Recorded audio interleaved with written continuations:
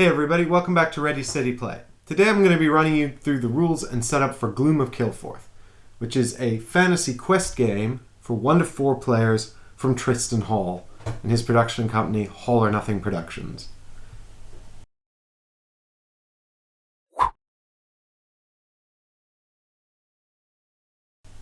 It says on the box here the game takes 45 minutes per player, and what you're going to be doing is you're each going to be taking on the role of adventurers in the land of Kilforth. Kilforth is being subjugated to ambiguous evil by one of 4 evil entities. And I don't know if you can tell from the front of the box here, but the art in this game is pretty superb. And those 4 evil entities, they look really evil. I'll be getting them out later. I'm trying so hard not to swear, you guys.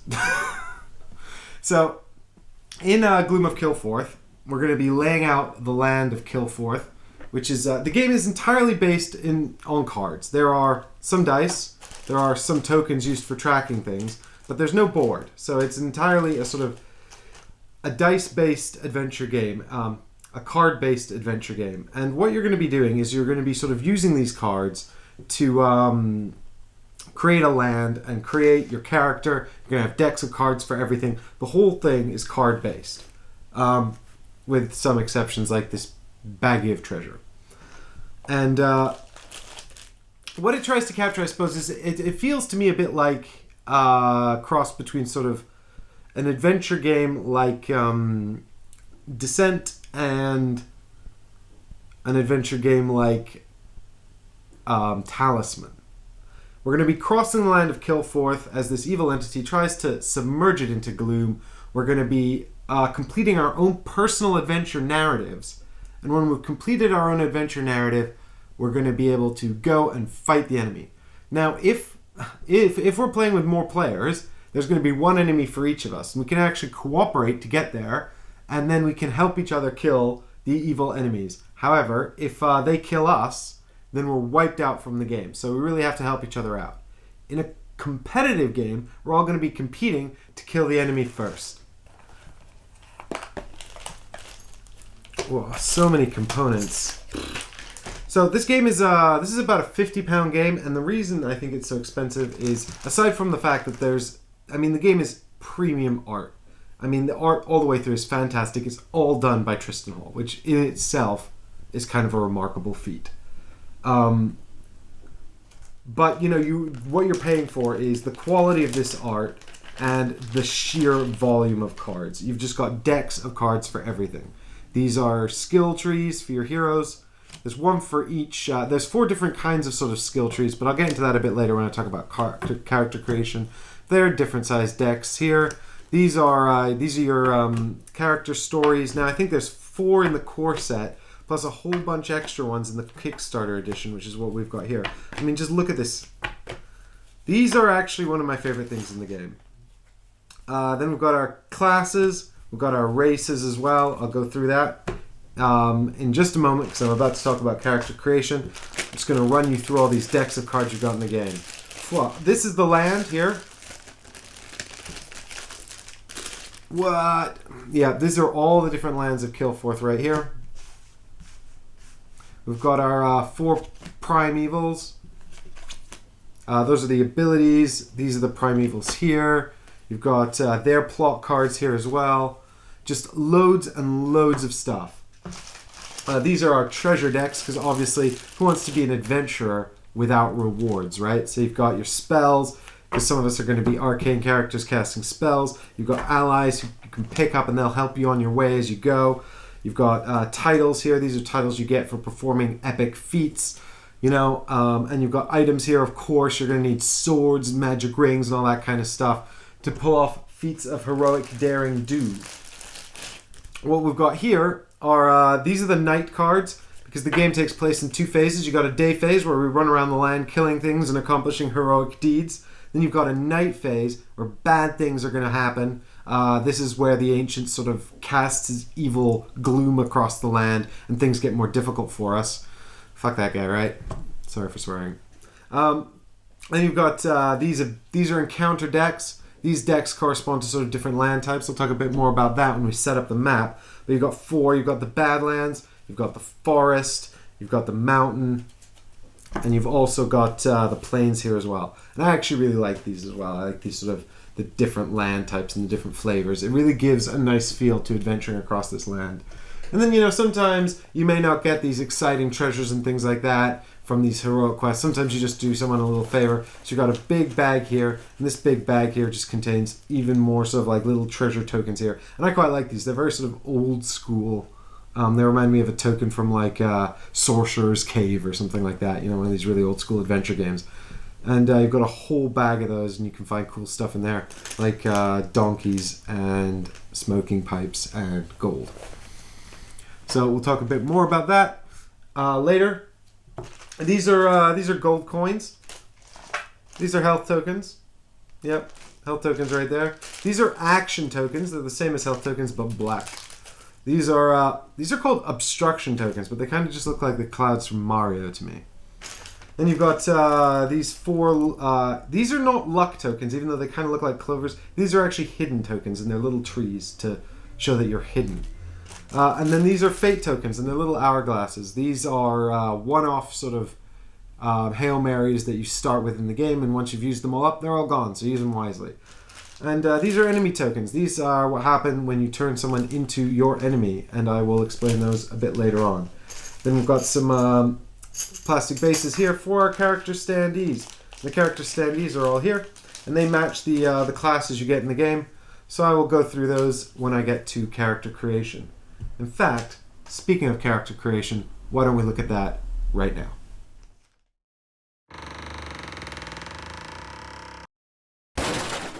At the beginning of the game, everyone's going to get a race, a class, and then a saga. The races are completely unique in the sense that they're not tied to anything else. But we've got a half-elf, we've got an elf, we've got a dark elf, and a dark elf, I believe, is one of the Kickstarter races, but I could be wrong. We've also got a dwarf here. We've got a half-demon. We've got a human. We've got an orc, who I think is the other Kickstarter race. Again, actually, no, I think it's this guy, the vampire. I think he's the other Kickstarter race. So each race has on it a special ability. In this case, we'll take a look at... let's take a look. Actually, they don't all have special abilities. That's a complete lie. So let's take a quick look at the human here. So the human has 4 stats on his race card there. He's got strength. I believe this is lore, sneak, and influence. He's also got total hit points here in his shield. That's 4. There's his name there. It says underneath that he is a human. So human. That's thanks for the clarification there. I suppose they do differ on some of them, like the vampire's undead. You've got some flavor text here. If he had an ability, it would also be listed here, but because he's a boring old human, he has no ability whatsoever. There's a little header here that tells you it's a race card, and he's got one coin he's worth there. Or rather, I think that's his... That's because coins are worth victory points at the end in the event of a tie. So, don't worry about it. If you are the winner, that is to say, if you defeated the evil, then you don't need to worry about that. That's in the case of a competitive game, or ties need to be resolved. We've also got here an orc. The orc, you can see here, has an ability. It says Warborn. Add +1 to your tested attribute value in each test against a humanoid. So we've got a whole bunch of cardy type stuff going on there. But we're going to be rolling dice to sort of resolve checks and things like that. And in any check that is a test against a humanoid, the orc gets +1. The hero tag there, that just means that it's in effect all of the time. It's sort of like a passive ability. You can also see that these cards are all double-sided. So that was actually the beautiful lady orc there. And on the other side you've got the gorgeous male. To give you another example, here is the vampire and the lady vampire. That's pretty cool. So once you've got your class race sorted out, you'll need a class. So here we've got some Kickstarters again. I'll try and highlight which ones are the Kickstarters. But this is a wizard. The wizard is definitely not a Kickstarter. You've also got a rogue. You've got a warrior, and you've got a priest. And these are all the standard classes. And you've got some slightly more specialist classes. You've got a ranger. You've got Ian McShane, who's an assassin. A shaman. And you've got a war mage. So we'll have a quick look at the warrior card here. So you've got up here you've got a additional stat. And what this is it's just +2 to your fight. Fight and lore. No, fight and study. Stealth and influence. So in this case, because it's got a plus sign there, you know that it adds to an existing stat, giving our warrior vampire 5. The warrior class also has a keyword here. Well, it's a warrior, it's a class, it's a martial class. This keyword always refers to one of these 4 skill decks. We'll get to those in just a minute. You've also got some flavor text here, which goes to show that the warrior class just gets +2 to their fight value. To give you a different example, here's a wizard. Now, wizard gets +2 to study, so our vampire wizard here has 4 study. We've also got our arcane, which is our skill deck here, and we've got deed veil. During your discover action, ignore the location on the reward card. Limit once per game. Holy cow. So what does that mean? Well, a deed is like an ability that you can use on your turn, and what it means when it says deed is that it doesn't use an action. That'll probably make more sense later on. Suffice to say, you have a limited number of actions, and deed won't use one up. You can do it for free. Veil is this game's word for tapping or exhausting. It just means that you're going to turn the card sideways, and now it's kind of useless to you until you unveil it. Wow. And then this does a thing. In this case, it allows you to use your discover action and ignore the location on the reward card. What does that mean? Well, in short, certain items can only be equipped in certain locations, and this will allow you to do that without being in that location. And also, once per game just means you can only use it once per game. How about that?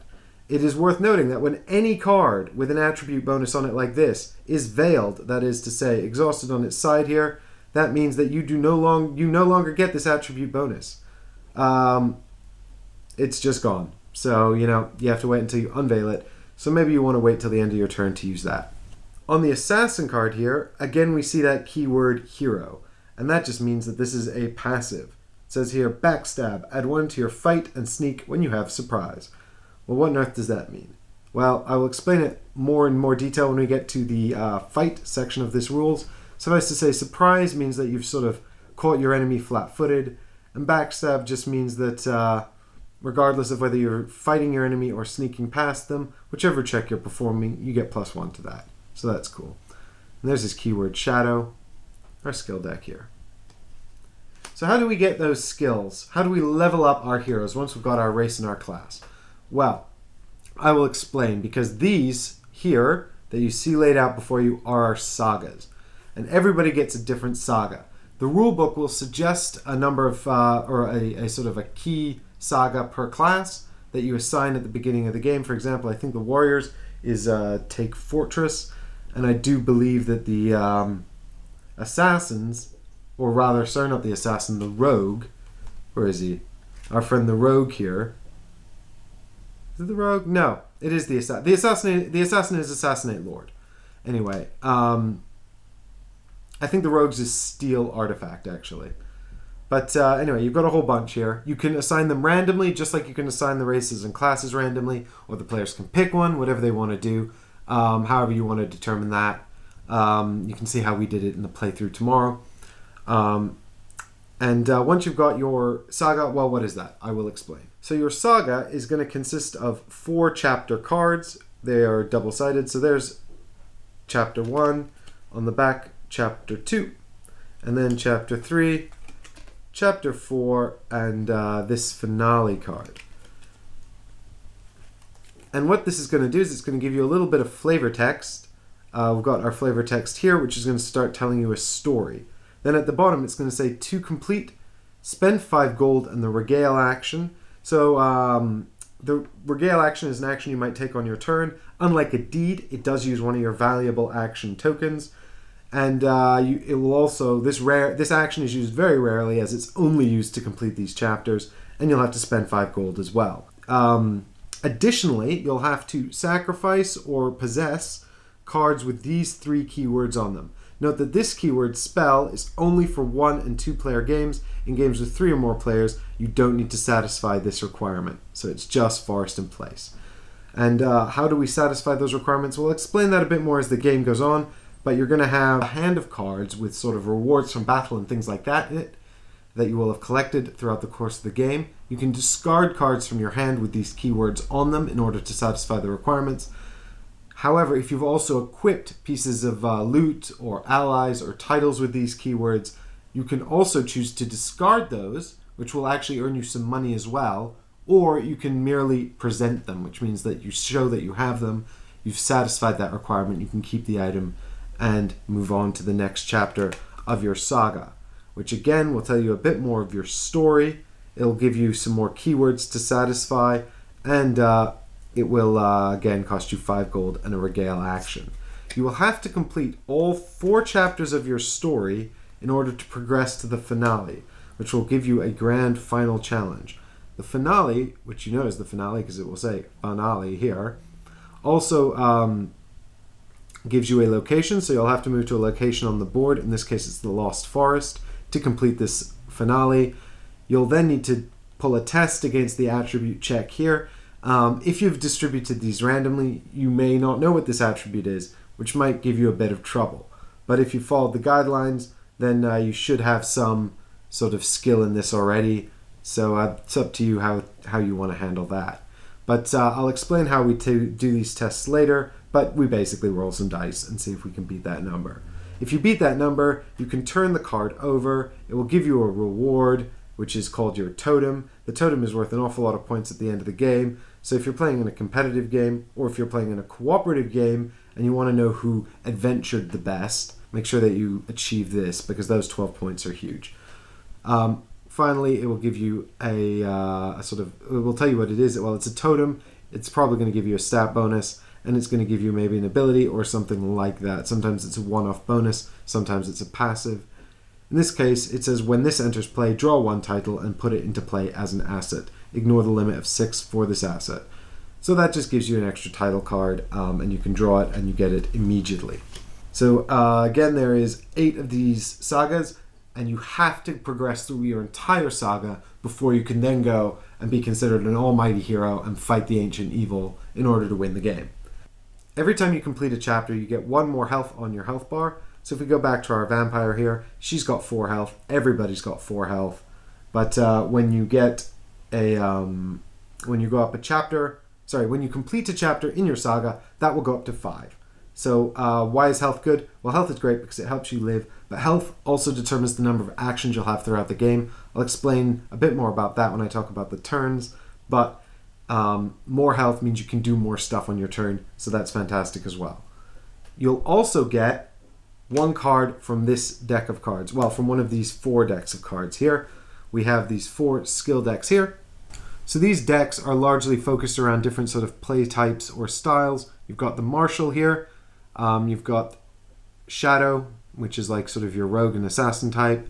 You've got Arcane, which is your wizard type. And Pious, which is your priest or, your sort of cleric-y type. And what these decks are is they've got 4 levels within them, and each level has 2 abilities. So when you progress through chapter 1 of your saga, you'll turn over the 2 level 1 abilities.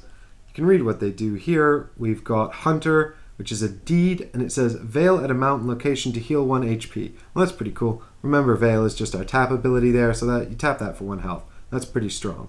We've also got Prize Fighter, and that's another deed, Veil, and it says after you roll dice during a fight test, reroll each die showing a 1. That's also very strong.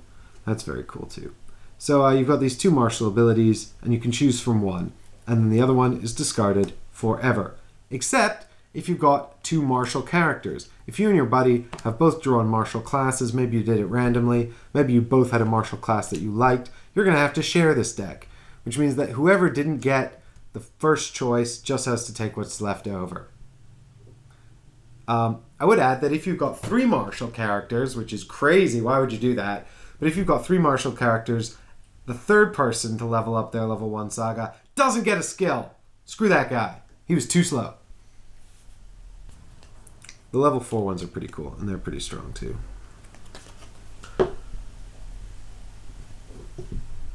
I almost forgot about your player standees. These are your player standees here. There's one for each class. You'll see the images correspond to the classes. So you just find the class. There's some doubles for some reason. I don't know why. You'll just find the classes that correspond to whichever you went. So here's our wizard. Stick them on a little stand here. And off they go, ready to venture forth into the land of Kilforth. I don't know why there's some doubles. There's also this guy. I don't know who he is. He was just there. He looks like sort of, I don't know, a cross between Gerard Butler and Freddie Mercury. So once we've got our level 1 characters, and they've got a class, and they've got a race, and they've got a saga, what happens next? Well, we're going to go out into Kilforth, and we're going to explore the land, vanquish enemies, and all of that. But where is Kilforth? Kilforth is here. It's this deck of cards. I'll explain now how to set those up.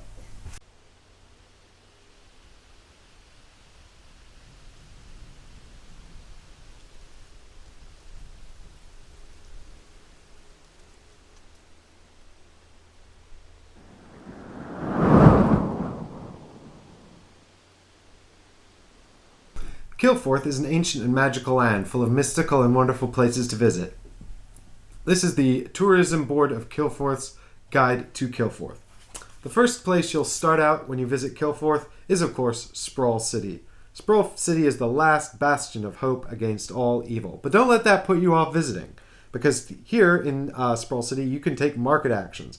Market actions allow you to sell equipment, regenerate health, and buy more equipment, and are very useful. Sprawl City is also the only card location in the game with this icon here, which indicates that it is in fact a city. But be wary, because Sprawl City can fall into gloom. What does that mean? Well, I'll talk about that more in a little bit. Then we've got an example here of one of Kilforth's lush forests. You can tell this is a forest because it's called the Lost Forest. Don't worry though, you shouldn't struggle to find your way here. You've also got a forest icon here, and just like every territory in our wonderful land, this can fall into gloom. Here are the rising bluffs. These are a stunning example of the mountainous regions you might find in Kilforth. You can tell it's a mountain because of this icon here. This can also fall into gloom.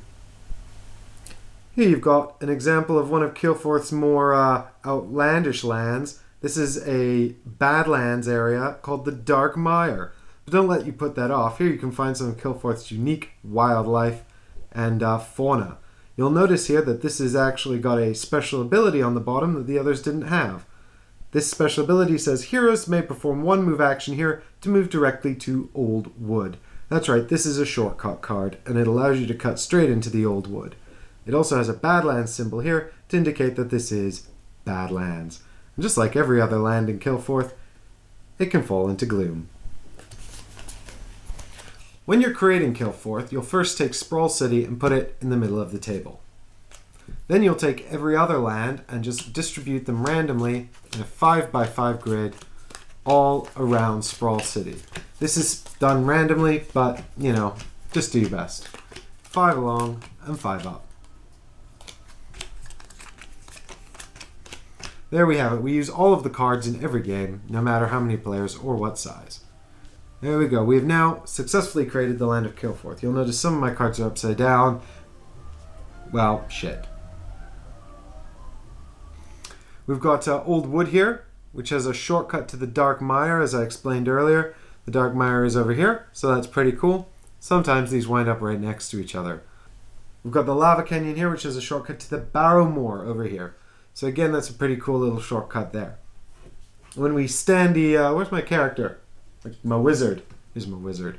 So my wizard might start off here in Sprawl City, and we'll be moving around these cards one area at a time, having different kinds of encounters.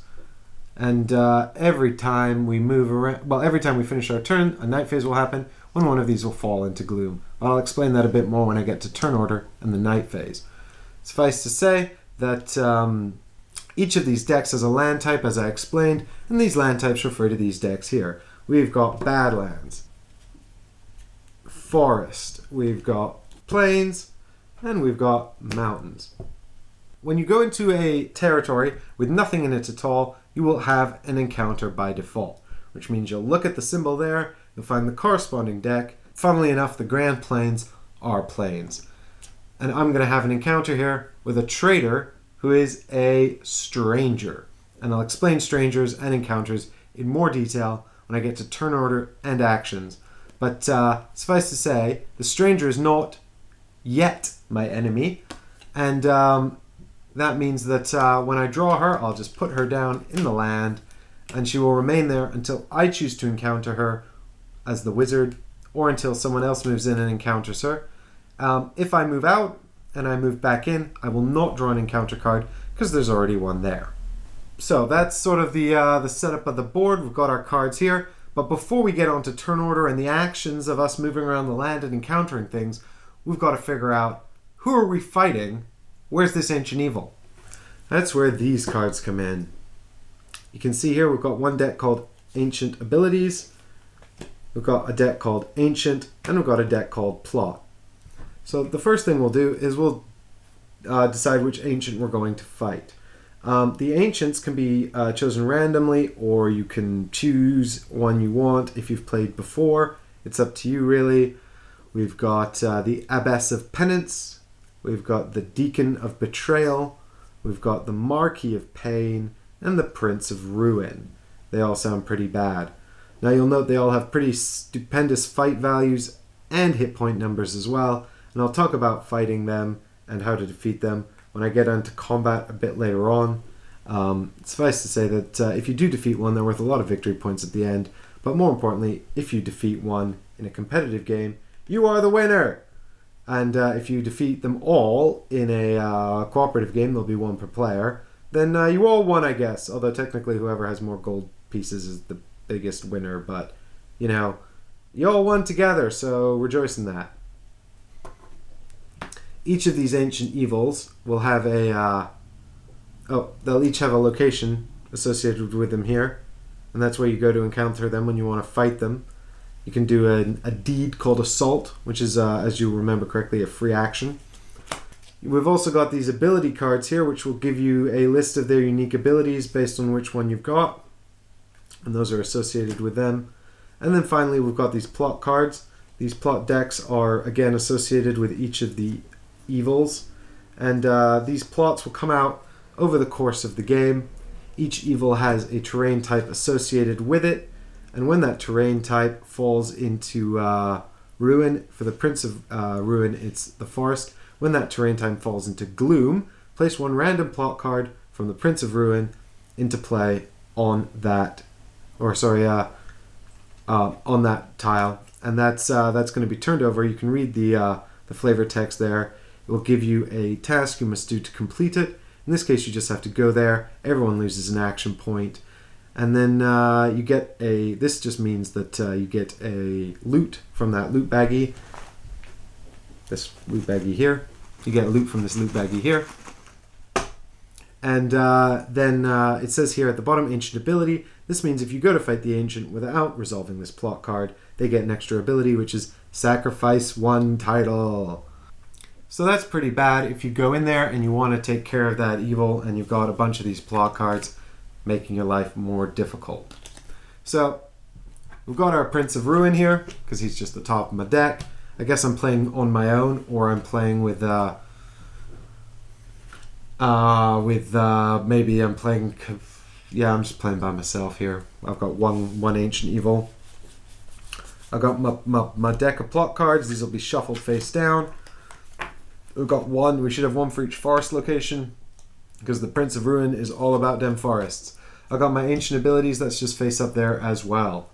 So I'm all ready to go on that front. So what's next? Well, we've got to talk about turn order and what happens.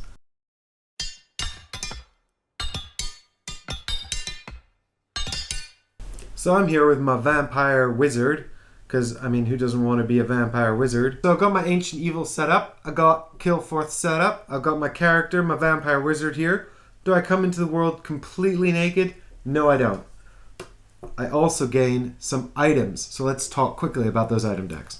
We've got items, we got allies, we got spells, and we got titles. Now at the start of the game, I get to pick 2 cards from one deck. I choose one to keep and one to get rid of. So as a wizard, I'm absolutely going to take 2 spells. When these spells are in my hand, they're actually referred to as rumors. And a rumor has to be played from your hand onto the table to become an asset. And when it's on the table, it gives you whatever benefit is written on the card.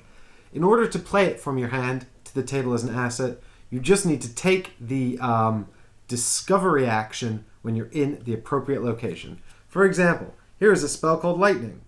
Now this symbol up here, you'll notice, is a bit different to my study symbol here, because the study symbol has a die next to it, but the study symbol here has a lock. And what that means is it's a requirement. So in order to equip this card as an asset, I need to have study of 4. Fortunately, I'm a vampire wizard, and my study is, in fact, 4. 2 as my base stat, plus 2 for being a wizard. Awesome. So, what does Lightning do? Well, if I equip it as an asset at the end of the game, it's worth 3 victory points. Furthermore, it's a spell. It's a combat spell. Now, I have to take note of this combat keyword, because so long as I've got Lightning equipped, I cannot equip any more spells with the keyword combat. It's a spell, as it says here as well, and this has a location here, Green Meadows. Finally, it's got the actual spell on it. It says Deed Veil. Deed means I can use it without spending an action token, and Veil means that I have to tap it in order to use it, which means I can only use it once per day, because unveiling happens at the end of the day. It says here, when an enemy at an adjacent location loses 2 hit points. When day ends, if the enemy is still in play, it heals 2 hit points. So what that means is if I'm here in the Rising Bluffs, I can veil this card, so I'll veil it to deal 2 damage to an enemy in an adjacent location, which is one of these 3 here, because adjacent in this game means orthogonally, i.e. to the direct left or right, or up and down. However, I wouldn't use it on Sprawl City, because there's not going to be any enemies there, as far as I'm aware. So, having chosen my card, this goes into my hand as a rumor, and I am now ready to set forth into the world of Kilforth. And I will put my character down in Sprawl City, ready to go. Those of you who are paying attention will remember that we have this deck of night cards here. And night cards come at the second part of the turn, so let's talk about turn order. I'll put my night deck up here in the corner, and I'll set out on my adventure. So the first thing that happens is I'm going to get 3 hearts. And what do these hearts represent? My health. So I'm going to get 4 hearts. There we go, 4 hearts. When I lose those 4, I die. What happens when I die? Well, it's actually not that bad. I'll explain it a bit later. I'm also going to get 4 of these black hearts. What are these black hearts? Well, these are actually action tokens, and they are essential. I'm also going to get 4 of these fate things, fate tokens. Yeah! These are 1 use only, and they can add an success to any test roll. Add a success to a test roll? What the hell does that mean, you ask? Well, that's a very good question, and I'll answer it later on when I talk about tests. But let's go through the actions I can do on my turn. Now, what I've got here is a very useful summary of stuff from BGG. And the reason I printed this off is because there's only one, and it's not even on the back of the manual. It's actually here on the there we go, on the second to last page of the manual. So I was like, well, I need something more convenient than that. Fortunately, someone had done a bunch of good work and made these available online. So we can see here on my turn, I've got a whole bunch of actions I can do. I can move, and it's handily says here, draw an encounter if empty, or engage enemies. So if I move into an area here, and there's an enemy there, I will automatically engage them. Where do enemies come from? Well, enemies come from these 4 encounter decks that I showed you earlier. There's a whole bunch of different kinds of cards in here, so why don't we talk about those right now. So I've just walked into the Darkmire, and what can I expect to find in the Darkmire? Well, I can expect to find one of 5 different things. I might find a stranger, and a stranger is a person or a creature who is not yet an enemy, but may become one. And they'll have typically 4 stats here. They'll have a fight value, which is used to fight them in a check. They'll have a stealth value here, which you can use to evade them if you want to be stealthy. That's what this skull means. This means that this is for evading. The die here means that this will be used in tests. And finally, we've got influence here. Now, strangers have influence values because you can win them over to your side by using your influence. They also have a health value, which is here, because you might wind up fighting them. So this is the Hermit, and it says here that he's got these 3 keywords here: Stranger, Neutral, Badlands. So the Badlands is the area he comes from. Neutral is a keyword that might become relevant, for example, if we have that on our Saga. So I'm somehow doing Chapter 4. Here we go. I'm on Chapter 1 of the Casket of Souls. So Forest and Place are what I'm looking for. So unfortunately I haven't lucked out here, but never mind. We've also got Map, Weakness, Arcane. Map means simply that it's sort of always in effect and affects the whole sort of map. Weakness means that he is weak to Arcane, and that's actually perfect for me because it just means that I can show an Arcane word card with the Arcane keyword and instantly win. I didn't plan this, by the way, I just kind of drew it, so that's I guess that's great. So I can actually defeat him with a deed called Overcome. So Overcome is here under the deeds. And as we know, that's like an action that you can take without using one of your precious black action points. And Overcome just means you can defeat an enemy with a weakness that matches a keyword on one of your assets or cards. In this case, Arcane here on my wizard card. So if I were to defeat him via influence or fight, I would have to enter into a test. And I'll explain testing at the end of this section here. But if I defeat him, I'm going to get 1 gold. I'm also going to get a one of 2 things. I can add him to my hand as a rumor. Why would I want to do that? Well, I might want to add him to my hand as a rumor because he's got a keyword on him that I need to complete my Saga. That's pretty much the only reason. Because he's got no keywords, what happens is instead I get to take one of these 4 reward cards here based on what kind of card he is. So because he's a stranger, I get an ally card, so I would discard him to a Badlands discard pile, and I would gain 1 card from the top of the ally deck, which would be added to my hand as a rumor. Right, the next kind of card you might find at a location is a place, such as this one, Thorpe.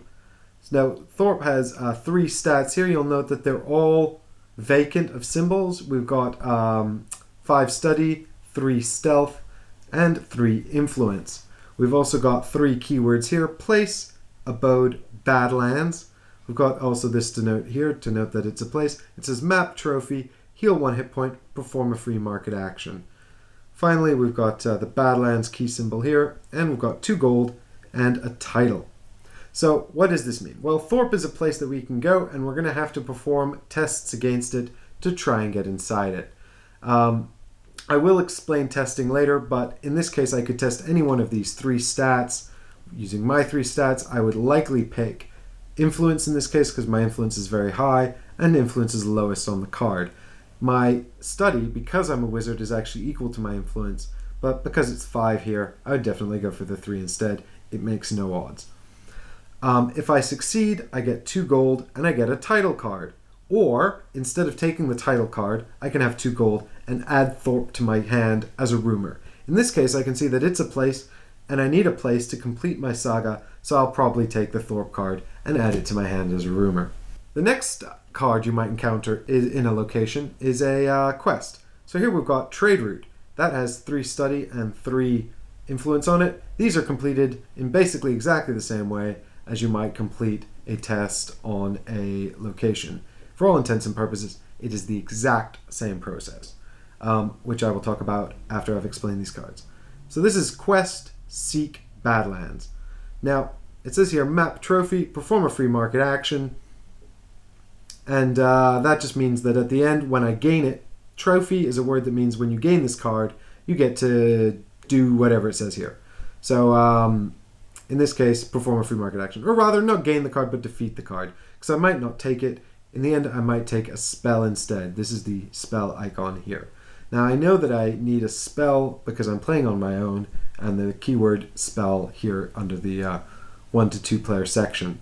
However, I do also have this spell in my hand already, so, well, I'm a wizard. I probably want more spells, so maybe I'll take that. Regardless, I also get 3 money.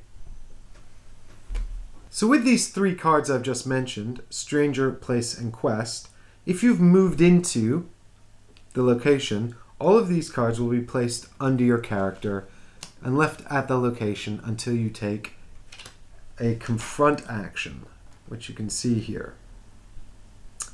A Confront action allows you to take a test or take on an enemy. If you are in an empty location, you might take a Search action, which allows you to flip over a card and place it in that location. But then you must take another Confront action to confront the card that you just discovered with Search. However, if you're doing a search or a move and you turn over one of the next 2 cards, it is encountered immediately. You do not need to take a Confront action.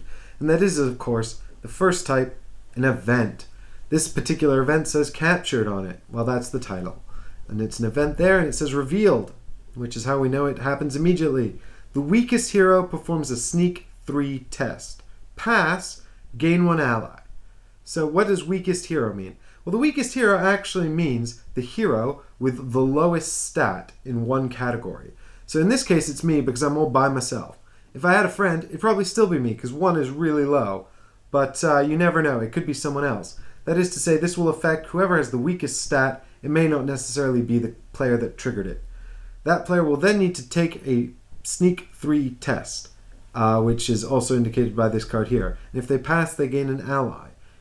Now, this is going to be impossible for me. I cannot pass it because I can only roll 1 die to perform this test, and I need 3 successes, which is impossible without 3 or more die. So in this case, this would trigger. I'd be unable to fulfill it. It would just be discarded. If I did have a chance at completing it, what I would do is I would just look at my corresponding stat here on my stat card, which is 1. I would roll that many die, looking for successes. Well, what's a success? I'll clarify this later on, but a success is a die roll in this game of a 5-up. So in this case, I've rolled a 3, which means I fail anyway. If I wanted to pass this test, I would roll this many die, hoping for at least 3 5s. So that's pretty difficult. However, once that revealed thing has been resolved and the test has been resolved, the card is simply discarded to the Badlands discard pile. The final card you might encounter in one of these encounter decks, which is also enacted upon immediately, is of course the enemies. So here we've got a Mind Reaver. And a Mind Reaver is an enemy, which means that if you reveal it, it immediately attacks you. Now, if you reveal it as part of a search or move action, and you are not hidden, then the Mind Reaver will gain surprise on you. But if you're hidden, then you will gain surprise on it. So, it is very, very, very useful to be hidden. And I will talk a bit more about hidden later on when I talk about combat and, well, when I talk about more actions and stuff like that. But what does this card say? Well, this card says he has a fight value of 5, which is very high and very scary. He's got a sneak value of 1, which means he's incredibly easy to sneak past. If I wanted to evade him, I would make a sneak check with my sneak stat, and I'd be looking for 1 success. However, because I only have 1 and successes are 5 up, my chance of getting past him is actually pretty slim. I am not a sneaky character as a vampire wizard.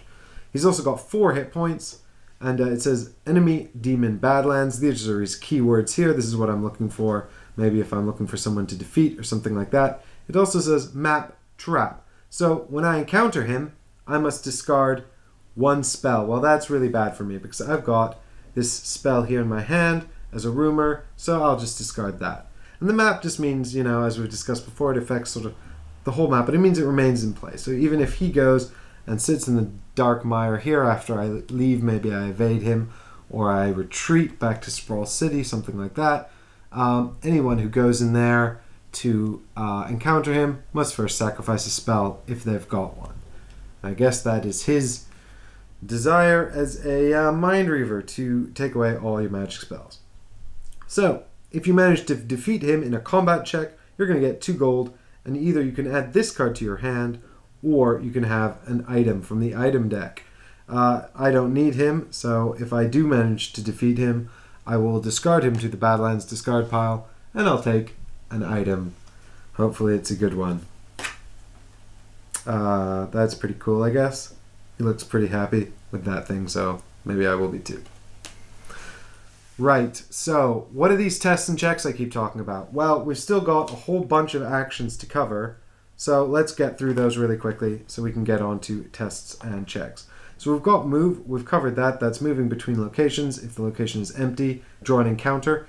If you move into a location with an enemy, you must immediately engage it. If you draw an encounter and it's an enemy, you must immediately engage it. If you draw an encounter and it's an event, you resolve it. Otherwise, the card is set to the location and you must take the confront action to encounter it. Clear means you can remove an obstacle or resolve a plot or gain loot. Well, the plot card, as you'll remember, is these evil cards that will appear from our ancient as the game progresses, and you can clear those with that action.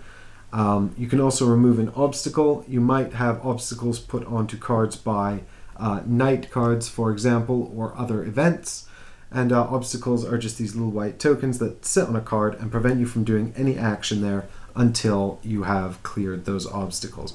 So for example, I move into the Darkmire and there's an obstacle there. Well, I've got to clear that obstacle before I can do anything else, except fight enemies. If there was an enemy there, such as our friend the Mind Reaver, I'd fight him first, and after I defeat him, if I want to do anything else, I would have to first clear that obstacle. So, then we've got search, which just means if I'm in the location. So let's say I'm here in the lava canyon, there's nothing there because maybe I've just resolved a card or something like that. I can do a search in which I'll draw a card and put it down. This is a quest, so it would just go straight down in the location. And then if I want to confront that, I have to take a confront action by spending one of my precious action tokens. So then we've got rest. Rest can only be done at locations where there are no encounters. So if I want to rest at the lava canyon, instead of doing a search action, I'll just take a rest. And what that means is I spend one of my action tokens to gain a health back. We've also got Discover.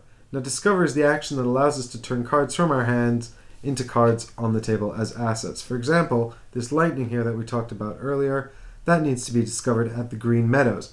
So if I'm here on the board and I go to the Green Meadows, which is here, I can now take a Discover action to play the lightning card from my hand to the table as an asset for me to use as a wizard there. So then I can use the Deed Veil action to deal 2 damage to an enemy in an adjacent space. Neat. We've also got the Market action. Now the Market action can only be taken at Sprawl City, or, so for example, Thorpe, which we looked at earlier, is a place, and when you resolve this, you can take a free Market action there. But for the vast majority of the time, for example, if you want to take a Market action with one of your action tokens, you've got to do it at Sprawl City. Then we've got Regale. Now this action will likely only be taken about 4 times or 5 times per game, and that allows you to complete the chapters in your saga. And then we've got Finale. This is confront the finale in your saga. So you'll take the Regale action 4 times, once per chapter, and then when you get to the finale of your saga, you'll go to the location listed. In this case, it's the Lost Forest. So off I go to the Lost Forest, where I can take a finale action to complete that finale and unlock my ability to take on the final ancient evil. So here are some deeds. We've got Exchange. This allows you to trade things with other players. You can trade gold, rumors, loot, items, and spells. So basically anything you want, really. You can trade those with other players. And the terms of your negotiation or your agreement are made entirely up to you. It's a gentleman's agreement. So hopefully you can reach something of a fair accord. Then you've got Overcome, which was a deed I talked about earlier, when you're in the same location as an enemy with a stranger who has a weakness that matches a keyword on one of your equipped cards, then you can just take an overcome action and immediately win. And forget about all that other stuff. Then we've got resolve. And resolve just means resolve a deed ability of an in-play card token. So for example, I could resolve the deed on my lightning card. Boop, there we go. Done that. Finally, team. Add 1 die per hero on engagement or counter. So you can team up. This is for the cooperative version of the game. You can team up with other players, and they just kind of give you bonuses and things like that in combat. So we'll talk a bit more about that later, but that's a free thing. Finally, assault. And this is probably the most important deed in the game, because this means defeat ancient evil if there's no encounter, and permadeath. Well, this is written by a fan of the game, obviously, but because I don't think the game designer would use the term permadeath here. But essentially what this means is that when we've completed our saga and we're ready to take on the Prince of Ruin, we go to the Old Wood. And once we're in the Old Wood, we take the assault deed, and then we go into a final skirmish with the Prince of Ruin. Bring it on. But not yet, because I'm level 1 and I only have a spell, and I'll die.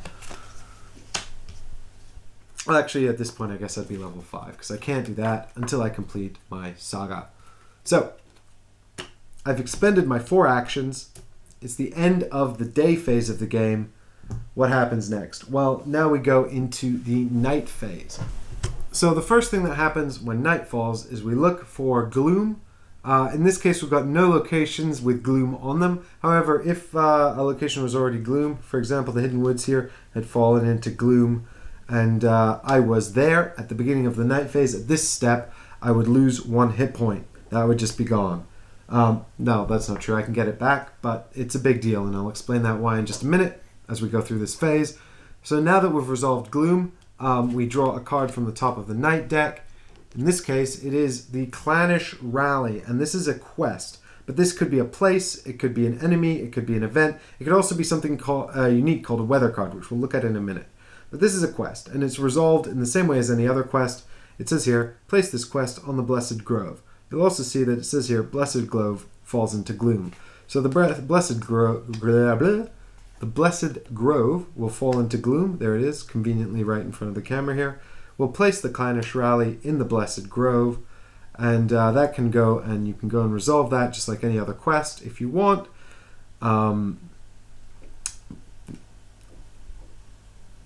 Because that's a forest card, that's going to trigger our Prince of Ruin, because he does not like forest. When a forest location falls into gloom, place 1 plot card on it.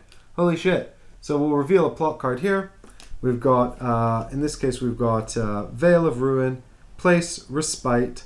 To defeat all heroes must lose 1 AP. Note that this isn't added to your hand as a rumor. So this, even though this has the keyword place on it, but you can't use it to fulfill your saga or anything like that.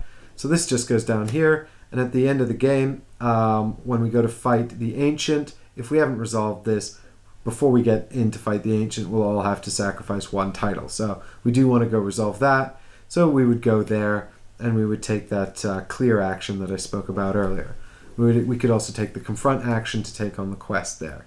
When we take the clear action to deal with the Veil of Ruin, all heroes lose an action point, like this one here. And we'd all have to give up 1 of those. If we can't pay the price, and we can't resolve it. So, then when that's resolved, you get a loot. You get a loot from the baggie. Awesome. So now that we've got the night card and the plot card out the way, what happens next is the dawn. And we've got the dawn here. So during the dawn, any successes a hero has accrued. So if we've been doing a test here against this quest, the Clannish Rally, we might have accrued a number of successes. The game asks you to track successes with anything you want. You can use any of the tokens that come in the game. So we'll say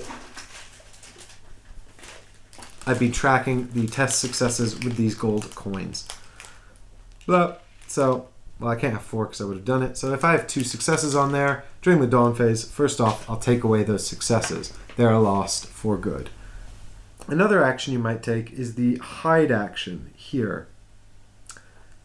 The hide action says avoid night effects, evade, and surprise enemies. Well, the hide action is indicated by this little green token here. And you'll put this down next to your standee. to indicate that they're hidden on the board there, and then you get all kinds of benefits, typically with evade and surprising enemies. So I'll explain how that works a bit more when I get onto combat tests. But also it allows you to avoid certain night effects. Those will be written on the card, and I'll talk about that a bit more when I get to the night phase in a bit. So if I were hidden here at the Clannish Rally, here during the Dawn step, stage 3 of the night, I would remove my hidden token. During the Dawn step, I would discard my successes.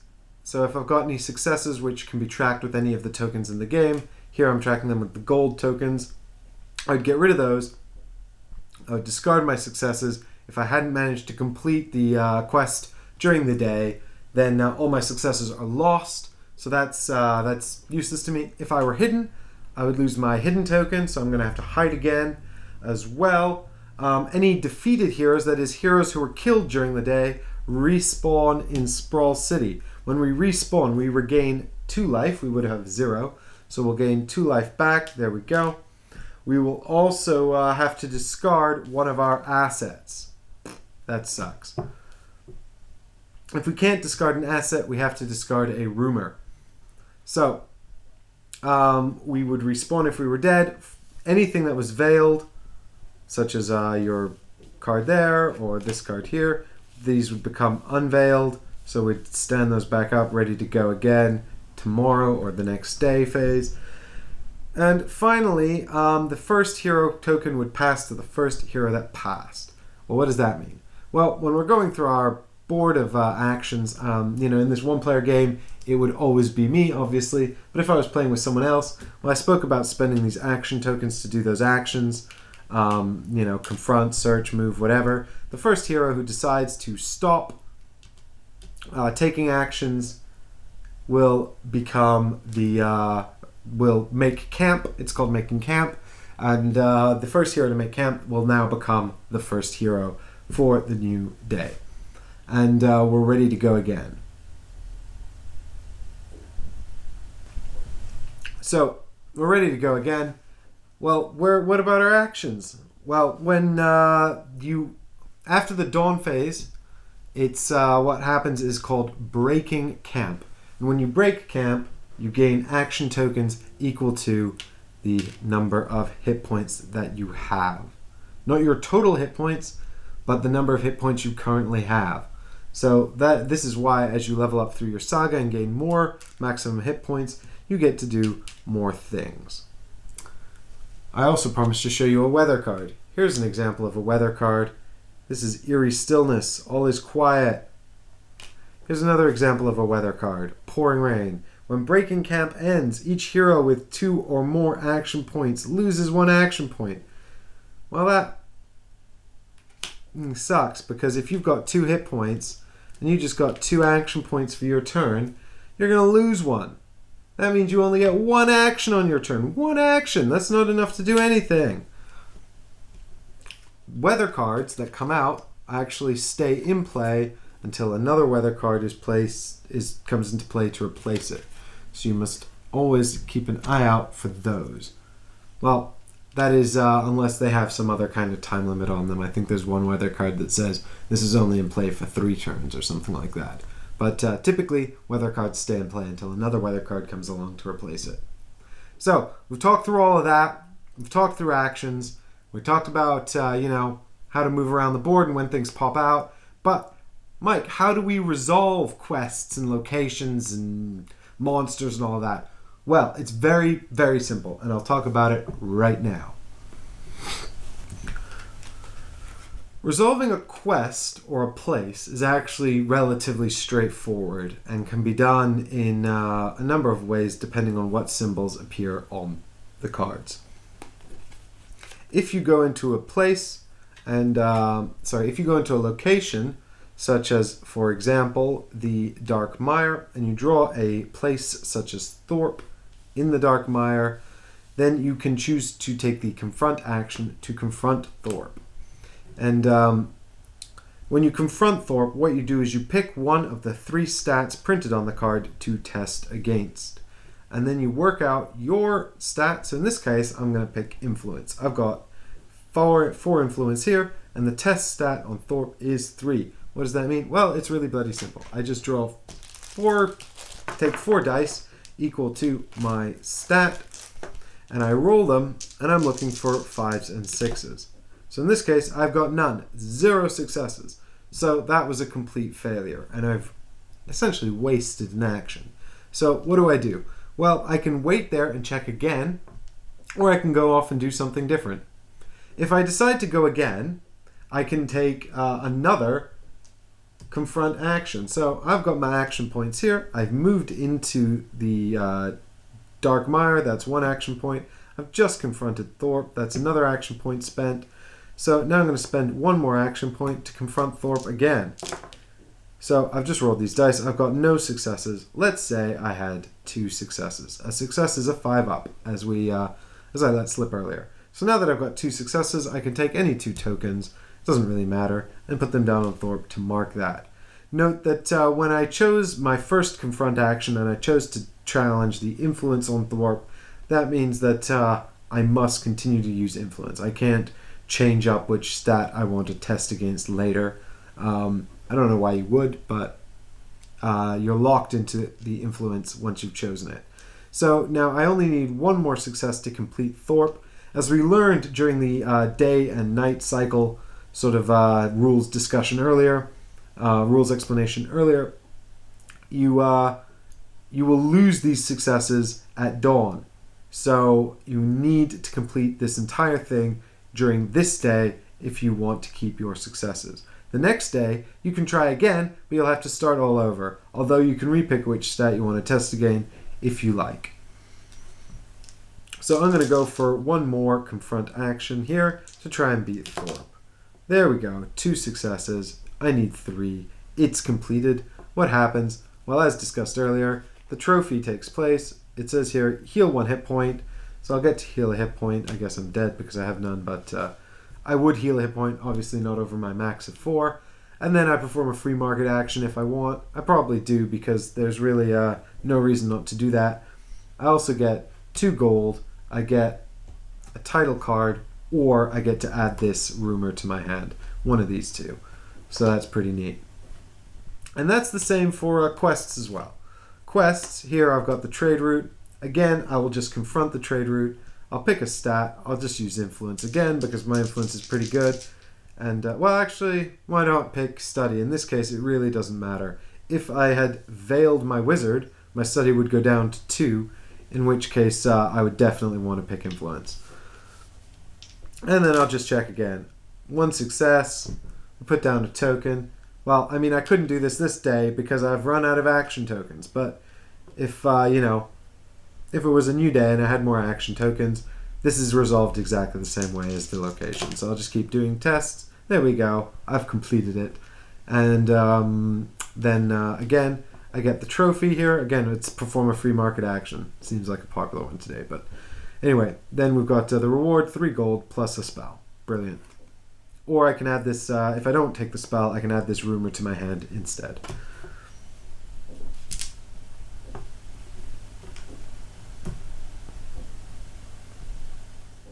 So, a little bit more complicated is a monster. Now, in the game, you'll probably want to be hidden most of the time. There's really no time when being hidden is bad. I mean, with the exception of encountering a stranger, and then that makes hiding kind of a redundant action. Basically, the only time you don't really want to hide is if you are really concerned about the number of actions you have this turn, and you don't think you've got enough actions to waste one on hiding. And I use inverted commas here because being hidden is really potent. Or if you're going to encounter a stranger. For example, the hermit is in the Darkmire, and I can't be hidden if I want to confront the hermit because he wouldn't know where I was. So if I wanted to confront the hermit, I would move there and I would take a confront action. However, at all other times I'll want to be hidden. It's also worth noting that when you're doing a test, for example, if you're trying to sneak into, or you're trying to find Thorpe here, if you're hidden, you get +1 die to every test. It doesn't matter, +1 die to every test. So, that's pretty good. So, for example, even though I'm going to go influence here, looking for 3, my influence is 4, I get +1. Why? Because it's easier to discover places and stuff if you're hidden. Great, so 1 extra die. Oh, wow, look at that. I just did it in 1. That's incredible. It's also worth noting that if I've failed, and I really want to complete it with this action, maybe this is my last action of the round, and I know I need to get this done this day, or I'm going to have to start all over, I can use these fate tokens I talked about earlier. You can use 1 fate token per day, and the fate token just adds 1 missing success to any roll. This can also be used in combat or at any other time to add 1 success to a test or a combat check, or, whatever. It just adds a success. So just imagine this is a die with a 5 on it. Great. Or 6. It's a success, no matter what. I'll talk through how we deal with strangers in a minute, but first let's talk about how we deal with enemies. In this case, we've got the Mind Reaver. Yeah, here's the Mind Reaver. I've got 4 health and 4 action points. The Mind Reaver also has 4 health, so we'll go into our baggie of health here, and we'll get him 4 health out as well. 1, 2, 3, 4. There we go. Okay, so I've moved into the Darkmire, and I am not hidden. I've drawn the Mind Reaver from the top of the Badlands deck. He has surprise on me. I've moved into the Darkmire. I am hidden. I have surprise on him. What's surprise? Well, let's talk about combat, because it's a little bit different. Now, when this monster appeared, I did not have to spend an action token as a confront action in order to take him on. I just get to do it. Basically, he jumps out and I automatically encounter him. I don't get a choice. So hopefully I wanted to deal with him. Maybe I didn't. Too bad. He is here now and I've got to deal with him. So he's got the trap keyword on him, so I have to resolve that first. If I had a spell, I'd have to get rid of it. But I already put my spell away, so I guess I'm a spellless vampire wizard. So now we go into what's called an engagement. In an engagement, I'm going to take on the Mind Reaver here with my vampire. And the first thing that happens, stage 1 of the engagement, we determine surprise. So in this case, I've got surprise because I'm hidden. Brilliant. Here's me, I guess. Maybe these people are on the board, whatever. I've just laid it out here for you to see. So surprise means that I have the opportunity now to do stage 2, which is evasion. So if I want to, I can try and dodge him. In order to evade him, I must roll a success equal to his stat here against my stat here. So if I was better at evading, if I had a higher stealth stat, I could roll more dice. But because I have just 1 stat, I only get 1 die, and I will need 1 success. So I would never fancy my chances evading this man, but I failed anyway. But that would be, if I wanted to evade him, I could do that, and then I would just, we'd both be there in the Darkmire, ignoring each other for the rest of the day. Unless I took a confront action to take him on.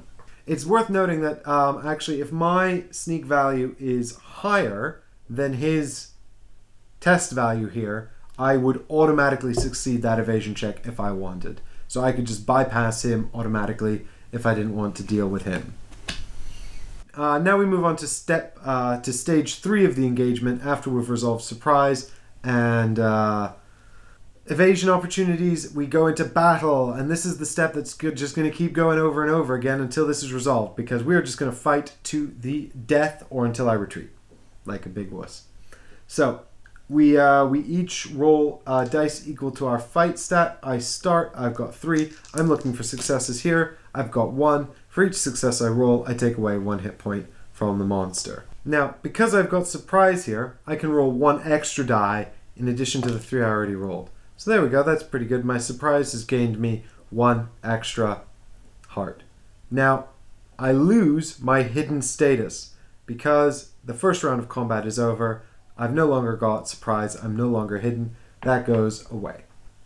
So, now that I've beaten on the monster, he's going to attack me back. He's got 5 dice. Because his fight value is 5. We can see right here. So he's going to roll 5 dice. Now, ouch, 2 successes. He's also looking for 5s and 6s unless something says otherwise. So for every success he gets, I lose a hit point. Now note that for every hit point I lose, I also lose an action point, if I have any left. If this was my last action of the round, I would only lose hit points. However, seeing as this is the first thing that's happened to me this round, apparently, I've lost 2 hit points and 2 action tokens as well. Pretty severe blow. So now what happens is we determine if either of us are dead. Neither of us are dead. So I have the opportunity to retreat.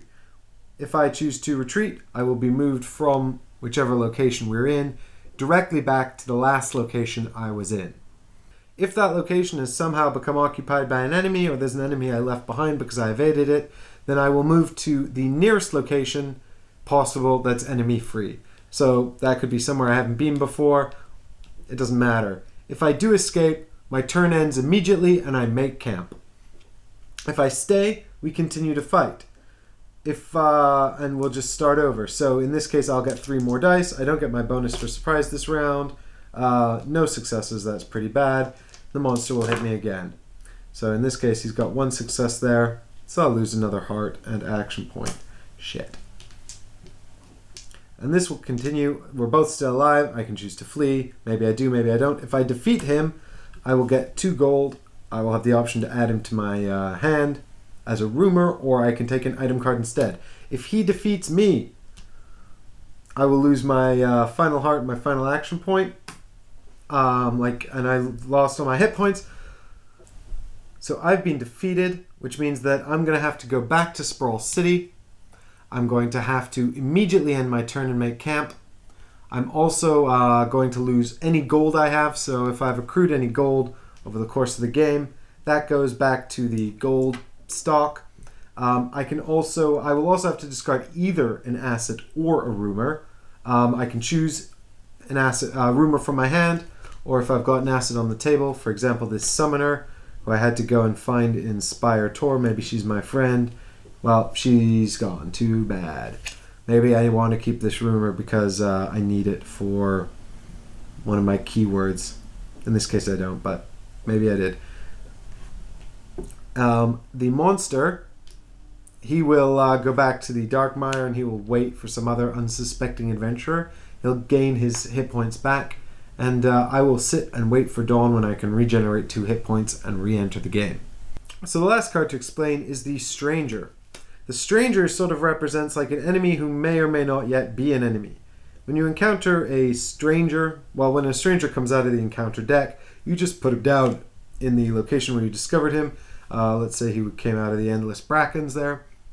In order to confront the stranger, you must be in the location, you must take the confront action, and you cannot be hidden. If you are hidden, the stranger cannot see you, and he will not know you are there. So you must first become unhidden, which is a deed. You can do that at any time to step forth from the shadows. You just discard your hidden status, and you can take on the Hermit. Now, when you take on a Hermit, you can immediately make him your enemy, in which case you will fight him. Here's his fight value and his hit points, just as though he were a straight-up enemy. The alternative is to try and influence him. When you influence him, you treat it just like a regular test as you would at a location or at a quest. And you take his influence action, you look at yours, you roll the number of dice equal to a test. Now, when you do your first test, if you completely fail, he immediately becomes your enemy, and you must just go into combat with him. However, if you roll any successes at all, you can mark those down on the sheet there, and you can continue to test against the influence as you would in any other standard test. And then when you resolve it, you just gain what's going on here. Of course, as we know, my vampire wizard would never have to bother with any of that against the Hermit, because he's weak to arcane, and I am totes arcane. So, just to cover the regale action in more detail, I've defeated a bunch of things. For example, this Mind Reaver. I've got some gold going on.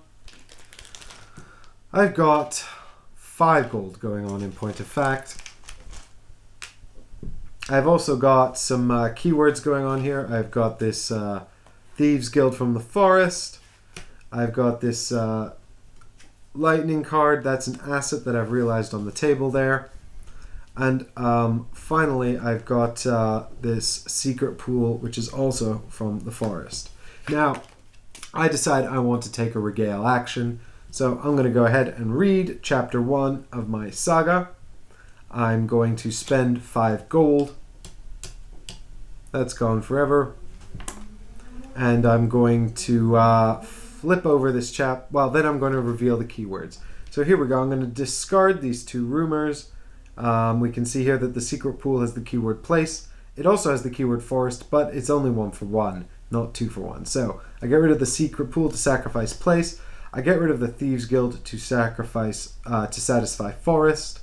And finally, I need a spell. I've got the lightning spell here in play.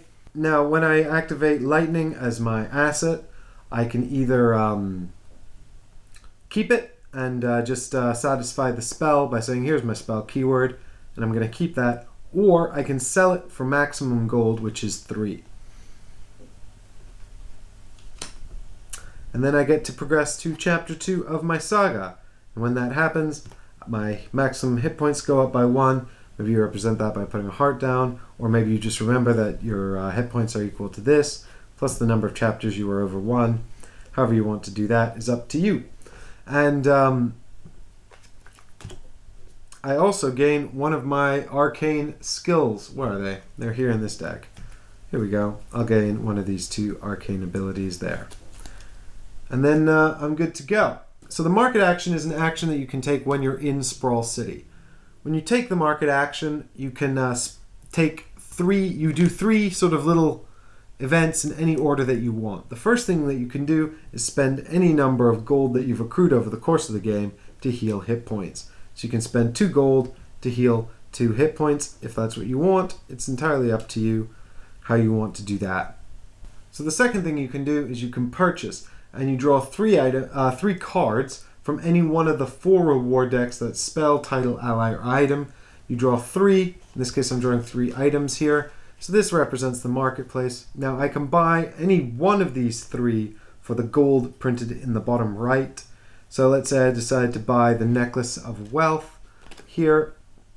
Now, when I buy an item from the market action, I can immediately equip that item as an asset. That is, I don't have to go to Spine Ridge Pass to discover it. I just get it straight away.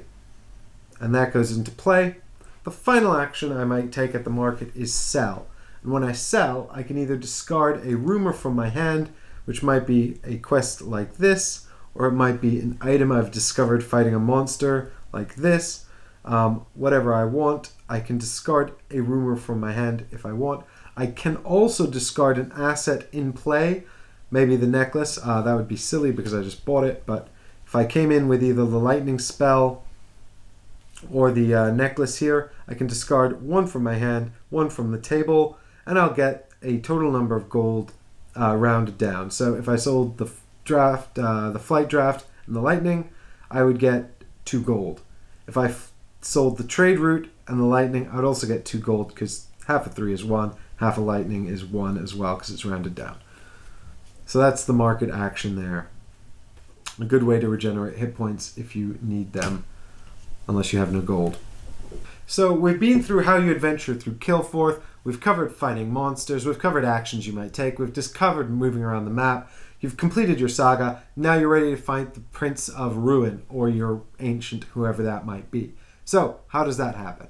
Well, the first thing you have to do is go to the location written on their card. In this case, the Prince of Ruin, he lives in the Old Wood. So I would go to the Old Wood, and I would take an assault deed. Now, I can only do the assault deed if I've completed my Casket of Souls, and I'm in possession of the totem, as we discussed.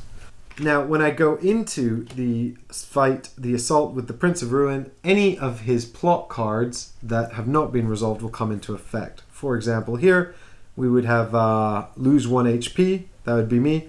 We also have sacrifice 1 title, that would be me again, if I haven't resolved those.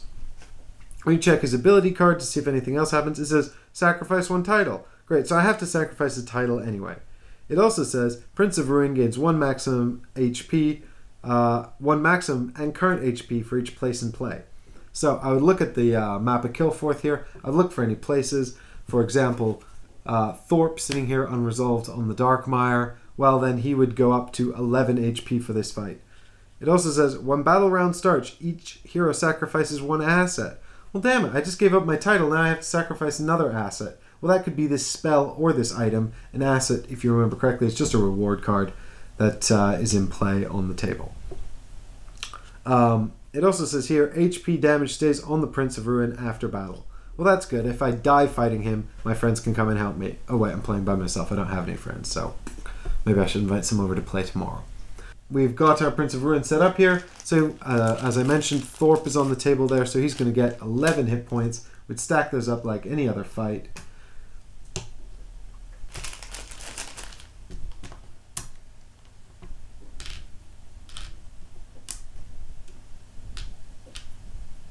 One, 2, 3, 4, 5, 6, 7, 8, 9, 10, 11. Holy cow, we're in trouble. It's worth noting that if I come in here, ready to assault the Ancient, and I'm hidden, like, you know, we're in the old wood or whatever, there it is, the old wood, I lose it. There's no surprise against an Ancient. You can't surprise an Ancient evil, so get rid of that. Stop trying to be clever. Now this is okay for me because I'm a wizard and I don't really rely on surprise, but if I was a class like the Rogue or the Assassin, this is very important to remember. It's also worth noting that now that we've resolved the surprise step, we move straight on to the evasion step. There's no evasion step here. Look, he doesn't have a stealth stat, so you came to fight him, so better get on with it. I don't care if he's scary. And then we just do checks. We just do combat checks. So it's my combat of 3 because apparently I'm still level 1 against his combat of 7. We just keep going, counting successes, waiting for someone's hit points to be reduced to 0. Removing stats from him, removing hit points from me, until someone fails the defeat check. If he fails the defeat check, he's dead. I win. I won the game. Me, I did it. If I'm dead, then I'm eliminated. I'm out. Permadeath. Player elimination. I am done. And what happens is he goes back onto the table. He doesn't yet regenerate his health. He does heal, I believe, during the night step. No, he doesn't. It says here on his card that HP damage stays on the Prince of Ruin after battle. Although he does heal 1 HP during the night step. And it's also worth remembering that when you go into battle, the next guy that goes into battle against him gives him 1 max HP, so he'll go up to 12. But he'll also gain 1 current HP as well.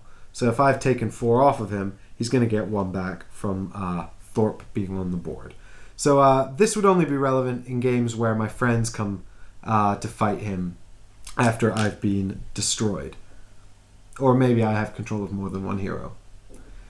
So I mentioned earlier that we can also team up. If I have a teammate with me here, let's find a teammate. It's my friend the Rogue. Now this would be applicable to any battle really. When you're doing a team battle, you just roll the fight checks for both of you, and then you just it's just simultaneous fighting really. So I would do a fight check against the Ancient Evil, he would do one against me, then the Rogue would go, and then he'd go back on the Rogue, but if I was killed, then the Rogue would have to come in and see if he could finish the job. But if there were 2 of us playing cooperatively, then there'd be 2 Ancient Evils. But because the Rogue and I are competitive players, we're not on a team, and the Rogue's shown up after I've been killed to try and finish the job. So good luck, Rogue. Without his hidden stat, he's probably in big trouble. But we'll find out. So I hope that this has helped to explain the game of Gloom of Kilforth. If I've missed anything, please be sure to let me know in the comments. And, I will apologize, and maybe we'll add some amendments into the description of the show, of the video or something like that. But I hope this has given you an idea about how the game works. Some things I would point out is always try to leave fighting for the end of your turn, because these action tokens are absolutely vital to having a good time, and combat gets rid of them really quickly. So, try to, make the most of them while you got them. Also, you pretty much want to be hidden all of the time. Being hidden gives you the opportunity to evade. If you are hidden, you get +1 in every test, which is very valuable. So it's always worth being hidden, unless you're going to go encounter a stranger, or if you're going to go into the final assault. Unless you only have 1 or 2 actions and you want to heal up or something like that. So that should just about cover Gloom of Kilforth, and I hope you'll come back tomorrow to play the game with us. See you then!